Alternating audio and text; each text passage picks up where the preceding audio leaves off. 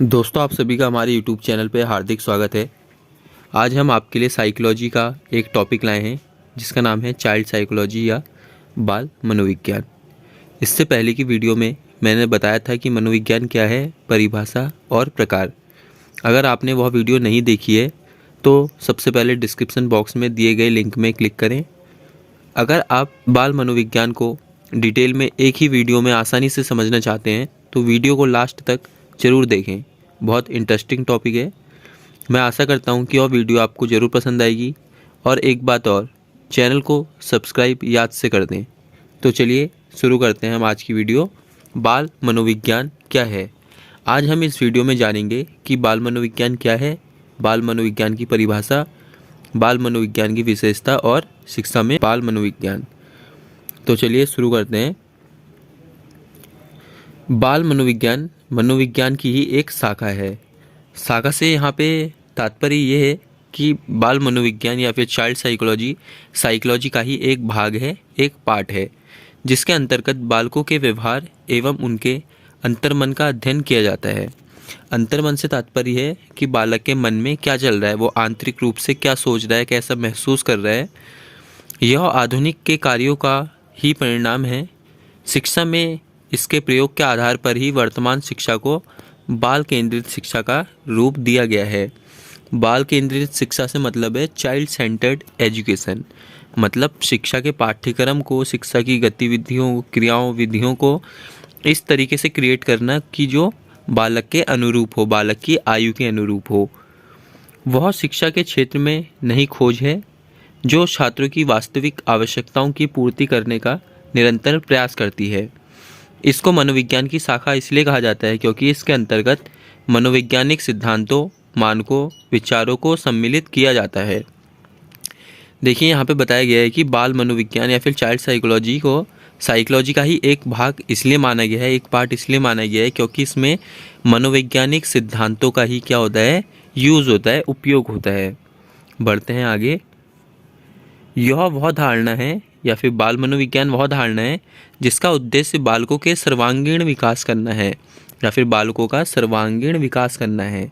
सर्वांगीण विकास से तात्पर्य है ओवरऑल डेवलपमेंट, मतलब छात्र का शारीरिक, मानसिक, बौद्धिक तीनों प्रकार का विकास होना या फिर विकास करना ही क्या कहते हैं, सर्वांगीण विकास कहते हैं, ओवरऑल डेवलपमेंट कहते हैं।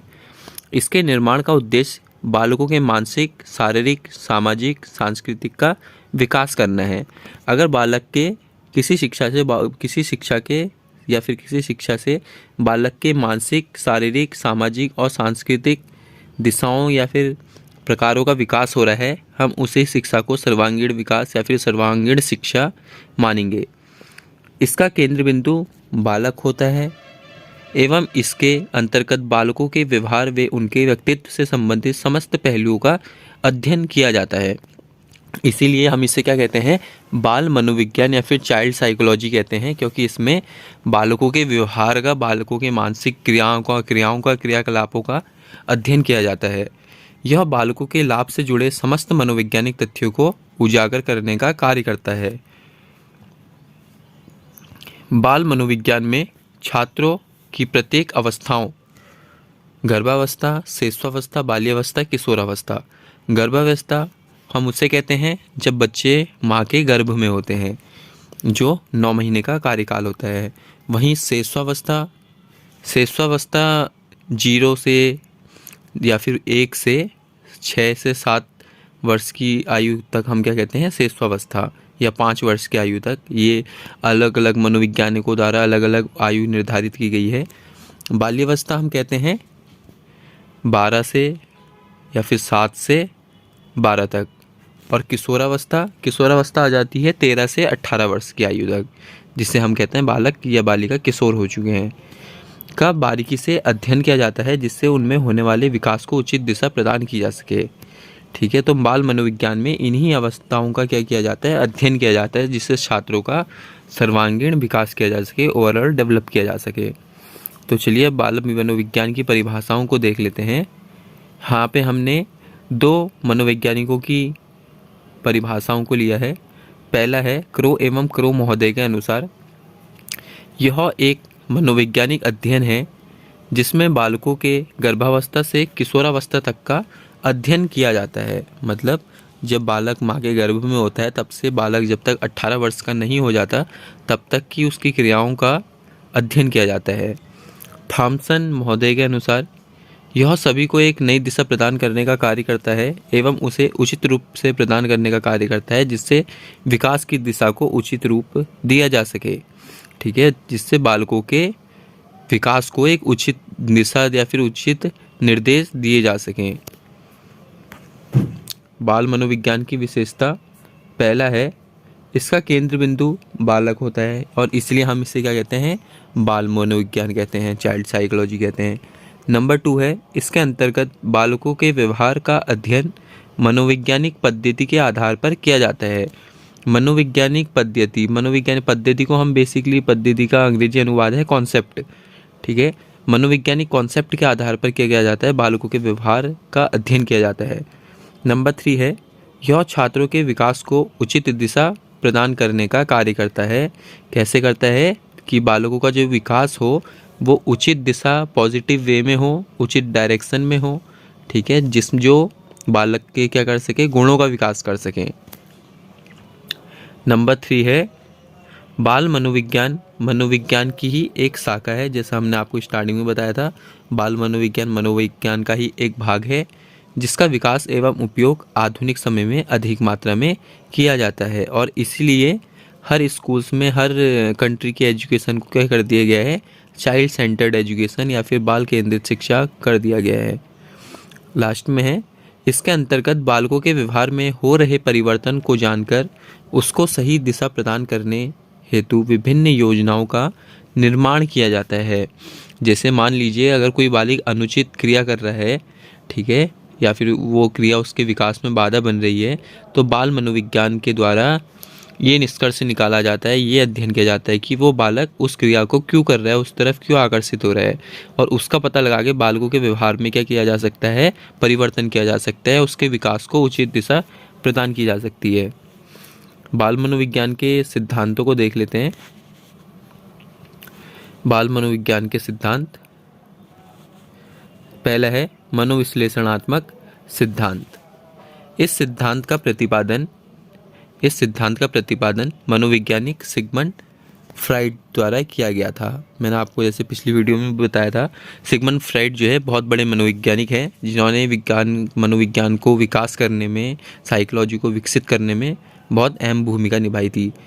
इनके अनुसार व्यक्ति अपनी आवश्यकताओं के अनुसार और अपनी क्षमताओं में वृद्धि करने का कार्य करता है। यह सिद्धांत आधुनिक समय का प्रसिद्ध मनोवैज्ञानिक सिद्धांत है। क्या है? मनोवैज्ञानिक या फिर मनोविश्लेषणात्मक सिद्धांत। नंबर 2 है व्यवहारवादी सिद्धांत। इस सिद्धांत का प्रतिपादन मनोवैज्ञानिक जॉन डॉलर एवं जे नीर द्वारा किया गया था। इस सिद्धांत के अनुसार बालकों के व्यवहार के आधार पर बालकों की मनोदशा को आसानी से समझा जा सकता है, अर्थात उनकी आवश्यकता, उनके मस्तिष्क में चल रहे द्वंद्व को आसानी से पहचाना जा सकता है। देखिए, व्यवहारवादी सिद्धांत कहता है कि बालकों के व्यवहार का अध्ययन किया जाना चाहिए। मतलब बालक कहाँ पे कौन सी क्रिया कर रहा है, किस परिस्थिति में कौन सी क्रिया कर रहा है, उस चीज़ का अध्ययन किया जाना चाहिए। अगर बालकों के अंतर्मन को जानना है कि बालक क्या सोच रहा है या फिर उस क्रिया को क्यों दोहरा रहा है। नंबर 3 है संज्ञानात्मक सिद्धांत, जिसे कॉग्निटिव प्रिंसिपल्स भी कहते हैं। संज्ञानात्मक मनोसिद्धांत में इस सिद्धांत का प्रतिपादन मनोवैज्ञानिक गेस्टाल्ट द्वारा किया गया था। ये भी एक बहुत बड़े मनोवैज्ञानिक थे। इस सिद्धांत के अनुसार बालकों की बुद्धि एवं ज्ञान में हो रहे परिवर्तनों के आधार पर उनके व्यवहार में भी परिवर्तन आते रहता है। ठीक है, तो संज्ञानात्मक सिद्धांत में गेस्टाल्ट जो इसके प्रतिपादक थे वह मानते हैं कि जैसे जैसे बालकों के ज्ञान में वृद्धि होती है वैसे वैसे बालकों के व्यवहार में भी परिवर्तन होते रहता है। बाल मनोविज्ञान की शिक्षा में उपयोगिताओं को देख लेते हैं। नंबर 1 है आधुनिक शिक्षा के वास्तविक उद्देश्य की प्राप्ति करने की शिक्षा को प्रभावशाली बनाने का कार्य जो है बाल मनोविज्ञान द्वारा किया जाता है। नंबर 2 है सह पाठ्यक्रम। ठीक है, सह पाठ्यक्रम या फिर सह पाठ्यक्रम का अंग्रेजी अनुवाद है को करिकुलर एक्टिविटीज़। जैसे विद्यालय में प्रेयर होती है या फिर व्यायाम होता है, संगीत कार्यक्रम होते हैं, समायोजन होता है, ठीक है, सेमिनार्स होते हैं, वह सब को करिकुलर एक्टिविटीज़ के अंतर्गत ही आते हैं। समय सारणी विद्यालयी कार्यक्रम सह पाठ्यक्रम सामग्री के सह पाठ्यक्रम सामग्री, ठीक है, को करिकुलर एक्टिविटीज़ या फिर को करिकुलर मटेरियल्स के चयन आदि में अपनी सक्रिय भूमिका निभाते हैं। आधुनिक शिक्षा में हो रहे बदलावों का कारण भी यही है, ठीक है। जैसे मान लीजिए अगर कोई टीचर किसी छात्रों को समझाने के लिए चार्ट का यूज़ करता है, ठीक है, पॉइंटर का यूज़ करता है, स्टिक्स का यूज़ करता है, ठीक है, मॉडल्स का यूज़ करता है, वह सब बाल मनोविज्ञान के अंतर्गत ही किया जाता है। क्योंकि बाल मनोविज्ञान के अनुसार क्या कहा जाता है कि बालक TLM टीचिंग लर्निंग मटेरियल की हेल्प से किसी टॉपिक को अच्छे से आसानी से समझ सकते हैं। नंबर 3 है शिक्षा को बाल केंद्रित बनाने का कारण छात्रों को उनकी रुचि के अनुसार शिक्षा प्रदान करवाना है, जिससे वह अपनी अपनी क्षमता के अनुसार अपना बौद्धिक विकास कर सकें। यह सभी बाल मनोविज्ञान पद्धति के बलबूते ही संभव हो पाया है। जो चाइल्ड सेंटर्ड एजुकेशन है उसमें क्या किया जाता है, बालकों को उनकी रुचियों के अनुसार ही शिक्षा प्रदान की जाती है, जिससे वो अपनी रुचि के क्षेत्र में ही अपना विकास कर सकें। फिर है बाल मनोवैज्ञानिक पद्धति के क्या लाभ है, ठीक है। अब बाल मनोविज्ञान के पद्धति के जो लाभ हैं उनको देख लेते हैं। पहला है यह छात्रों के व्यवहार में हो रहे अवांछनीय बदलावों को उचित दिशा प्रदान करने का कार्य करती है, ठीक है।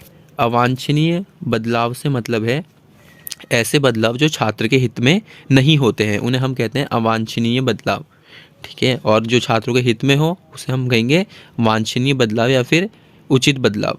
अवांछनीय को यहाँ पे आप अनुचित भी कह सकते हैं, अनुचित बदलाव हो रहे, ठीक है। उसको छात्रों में जो अनुचित बदलाव हो रहे होते हैं उनको एक सही दिशा प्रदान करने का कार्य भी किसके द्वारा किया जाता है, बाल मनोविज्ञान कॉन्सेप्ट के द्वारा ही किया जाता है, जिससे उनमें हो रहे विकास की प्रक्रिया को तीव्र गति प्राप्त हो सके। यह राष्ट्र के विकास एवं उसके चरित्र निर्माण में भी अपनी अहम भूमिका निभाता है, ठीक है। वो किस लिए, कैसे, क्योंकि बालक ही क्या होते हैं, किसी देश का भविष्य होता है, युवा ही देश का भविष्य होते हैं, क्योंकि बालक ही आगे जाके युवा बनते हैं, ठीक है, फिर प्रौढ़ बनते हैं, देश को संभालते हैं, देश का चरित्र का निर्माण करते हैं। नंबर 2 है सामाजिक आवश्यकताओं और शिक्षा के वास्तविक लक्ष्यों को निर्माण करने एवं छात्रों के मानसिक बौद्धिक विकास को उचित दिशा एवं गति प्रदान करने का कार्य इसके अंतर्गत ही किया जाता है। किसके अंतर्गत, बाल मनोविज्ञान के अंतर्गत ही किया जाता है। तो दोस्तों मैं आशा करता हूँ आपको हमारी यह वीडियो पसंद आई हो। अगर आपने हमारे चैनल को अभी तक सब्सक्राइब नहीं करा है तो चैनल को ज़रूर सब्सक्राइब कर दें